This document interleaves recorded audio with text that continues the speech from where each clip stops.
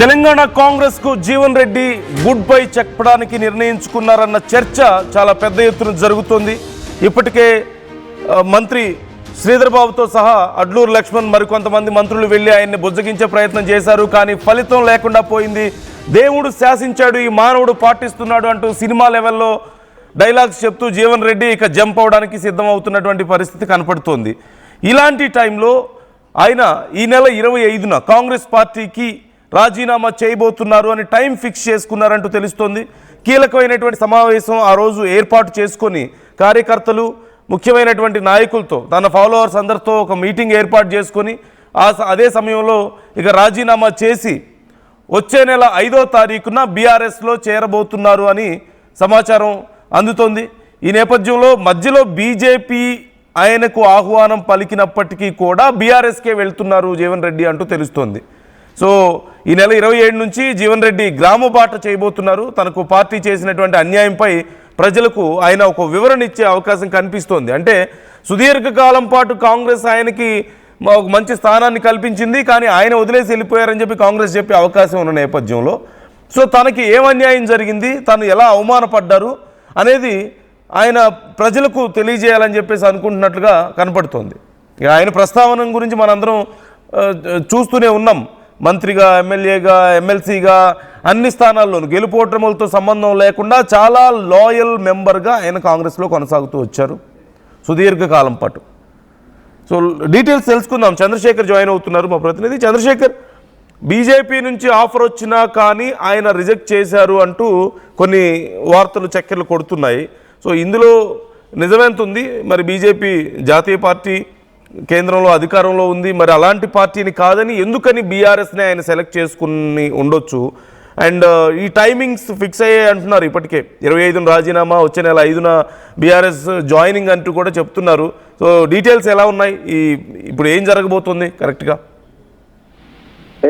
నందు 43 ఏళ్ల సుదీర్ఘ రాజకీయ ప్రస్థానంలో ఒక డక్కా మొక్కీలు తిన్నటువంటి నాయకుడు తాటిపర్తి జీవన్ రెడ్డి ఒక ఎమ్మెల్యేగా, ఎమ్మెల్సీగా, మంత్రి పదవులు సైతం చాలాసార్లు అనుభవించినటువంటి నేత జీవన్ రెడ్డి గత కొంతకాలం నుంచి ఆయన తీవ్రమైనటువంటి అసంతృప్తితో ఉన్నటువంటి విషయం మనకు విదితమే. తీవ్రమైనటువంటి ఆవేదన సైతం వ్యక్తం చేశారు. పలు సందర్భాల్లో ఆగ్రహం వ్యక్తం చేశారు. కంట తడి సైతం పెట్టుకున్నటువంటి సందర్భాలు. అంతటి రాజకీయ పరిణతి ఉన్నటువంటి నాయకుడు సైతం ప్రజల వద్దకు వెళ్ళి ఆయన అభిమానులతో మాట్లాడుతూ కంట తడి పెట్టుకున్నటువంటి పరిస్థితి ప్రతి ఒక్కరిని మున్సిపల్ ఎన్నికల సందర్భంగా కదిలించి వేసింది. అప్పుడే డిసైడ్ కావడం జరిగింది. గత నెల ఫిబ్రవరి మాసంలోనే ఆయన స్పష్టత ఇవ్వడం జరిగింది. నేను ఈ పార్టీలో ఇమడదలుచుకోలేదు.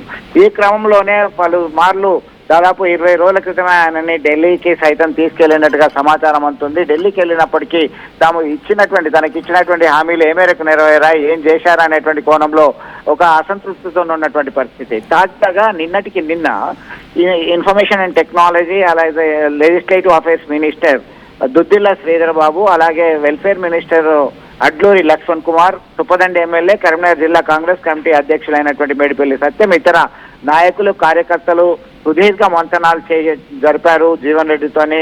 మీరు వెళ్ళొద్దు, జీవన్ రెడ్డి లాంటి నేత మాకు పార్టీకి అండగా ఉంటారు, పార్టీ శ్రేయస్సు కోసం, పార్టీ అభివృద్ధి కొరకు మీరు కాంక్షించే వ్యక్తి, మీకు ఖచ్చితంగా న్యాయం జరుగుతుంది, మీకు ఎలాంటి డిస్రెస్పెక్ట్ అనేది ఉండదు, అగౌరవం అనేది ఉండదు, చాలా మర్యాదపరమైనటువంటి గౌరవప్రదమైనటువంటి హోదా ఇవ్వడానికి సైతం పార్టీ ముందుకు వస్తుంది. పదే చెప్తున్నాం, త్వరలోనే మీ డిమాండ్స్ తీసుకెళ్లడానికి కూడా సిద్ధం అనేటువంటి కోణంలో చర్చలు జరిపారు నందు. ఈ క్రమంలో ఆయన పెద్దగా స్పందించలేదు. గతంలో వచ్చారు, పలుమార్లు వెళ్ళారు, తాజాగా ఢిల్లీకి తీసుకెళ్లారు.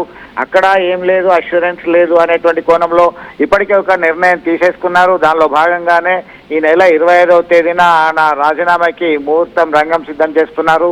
దానిలో భాగంగా మీరు అడిగినట్టుగా భారతీయ జనతా పార్టీ నుంచి కూడా ఆఫర్ వచ్చినప్పటికీ ఎందుకు వెళ్ళట్లేదు అనేటువంటి కోణంలో సైతం పెద్ద ఎత్తున చర్చ జరుగుతుంది. ఇప్పుడు కేంద్రంలో అధికారంలో ఉన్నటువంటి పార్టీ భారతీయ జనతా పార్టీ, ఇరు పార్టీలకు సంబంధించినటువంటి నేతలు సైతం ఆహ్వానించడానికి సిద్ధంగా ఉన్నప్పటికీ భారతీయ జనతా పార్టీ అయితే కేవలం మైనార్టీలకి దూరం అనేటువంటి పేరుంది, దానికి సంబంధించి కొద్దిగా ఇబ్బంది పడాల్సి వస్తుంది అనేటువంటి కోణంలో ఆలోచించినటువంటి పరిస్థితి ఒకటి. రెండవ అంశం ఏంటి అంటే ఇతర నాయకులు సైతం చాలా మంది భారతీయ జనతా పార్టీకి వెళ్ళారు. అయితే జాతీయ పార్టీలో కాంగ్రెస్లో ఎలాంటి పరిస్థితి ఉందో భారతీయ జనతా పార్టీలో అలాంటి పరిస్థితి ఉండేటువంటి ప్రమాదం ఉంటుంది. పోయి మళ్ళీ నేను అక్కడ ఎందుకు వెళ్ళాలి, నాకు ఆ స్వేచ్ఛ, నా హక్కులు, నా సెల్ఫ్ రెస్పెక్ట్ అనేది చాలా ముఖ్యమైనటువంటి కోణంలోనే జీవన్ రెడ్డి ఆలోచిస్తున్నటువంటి పరిస్థితి. ఇక్కడ ఉన్నటువంటి కేసీఆర్తో ఇతర ముఖ్య నేతలతో ఉన్నటువంటి సత్సంబంధాలు కావచ్చు, దానిలో భాగంగా వారు ఇన్వైట్ చేయడము, మీకు తగిన గుర్తింపు, తగిన గౌరవం, తగిన హోదా ఇస్తామని చెప్పి ఇచ్చినటువంటి హామీ కావచ్చు, ఇవన్నీ నేపథ్యంలోనే బీఆర్ఎస్ ని సెలెక్ట్ చేసుకున్నారు.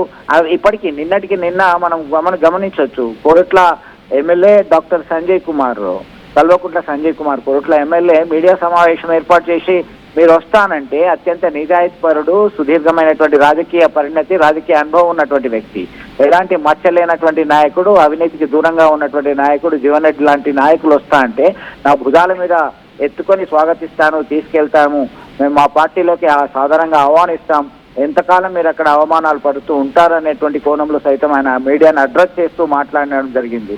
ఒకవైపు రమ్మంటున్నారు బీఆర్ఎస్ పార్టీ వాళ్ళు, కాంగ్రెస్ పార్టీ వాళ్ళేమో మీరు వెళ్ళొద్దు, ఉండాలి, మీ అనుభవము, మీ యొక్క ఆలోచన విధానం పార్టీకి అవసరమని అంటున్నారు. అంటే ఈ రెండింటి మధ్యలో ఆయన ఇప్పటికే ఒక క్లారిటీ వచ్చాడు, ఆయనకు డైలమా ఏమీ లేదు, సందిగ్ధత ఏమీ లేదు, ఫుల్ క్లారిటీతో జీవన్ రెడ్డి ఉన్నారు. ఇప్పటికే ఎవరెవరితో చర్చించాలో అందరితో చర్చించడం జరిగేది.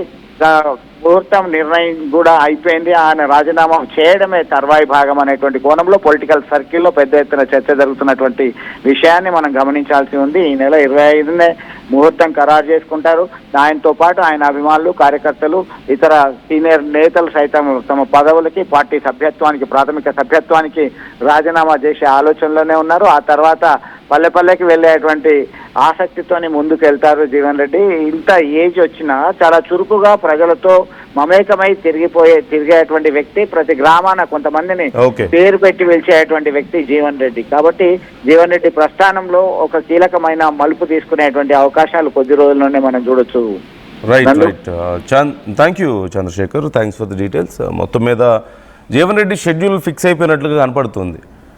25న రాజీనామా చేయబోతున్నారని, తర్వాత వచ్చే నెల 5న బీఆర్ఎస్లోకి చేరికొండబోతుందని. అయితే బీజేపీ అడిగినా సరే బీజేపీలోకి వెళ్ళడానికి ఆయన ఇంట్రెస్ట్ చూపించలేదంటూ తెలుస్తుంది.